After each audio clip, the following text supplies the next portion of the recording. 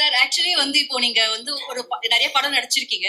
So ஒரு particular படம் வந்து ஐயோ அந்த படம் வந்து நாம மிஸ் பண்ணிட்டோமே அப்படின்னு ஏதாவது ஒரு ரெக்ரெட் ஃபீல் பண்ணிருக்கீங்களா? ரெக்ரெட்டா? இல்ல இல்ல, அவங்க தான் என்ன மிஸ் பண்ணிருப்பாங்க.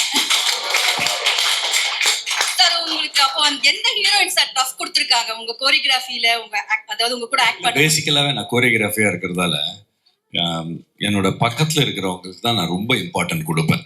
அப்படி டஃப் கொடுத்துருக்காங்கன்னு சொல்றேன். நானே கோரியோகிராஃபர் தானே, அவங்க என்னோட நல்லா ஆடணும், நல்லா பண்ணணும், என்னோட அவங்களுக்கு நல்ல பேரணுங்கிறத மைண்ட்ல இருக்கும். அதனால அந்த மாதிரி நினைக்க மாட்டேன். நான் வந்து சின்ன வயசுல இருந்தே உங்களோட டான்ஸுக்கு வந்து நான் வந்து மிகப்பெரிய ஃபேன். இல்லை, நீங்க வந்து இந்து அப்படின்ற ஒரு மூவில வந்து நீங்க ஆக்டரா வந்து இன்ட்ரோ ஆனீங்க.